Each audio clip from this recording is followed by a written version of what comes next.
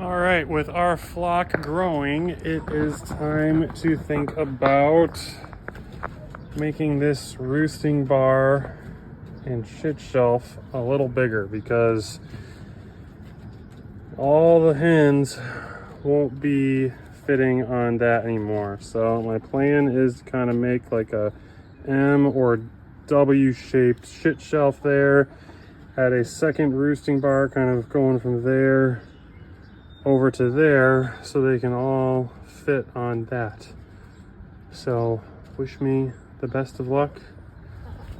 Hey girlies, hey Natasha, hey Glenda, hey Foxy. Yeah, all right.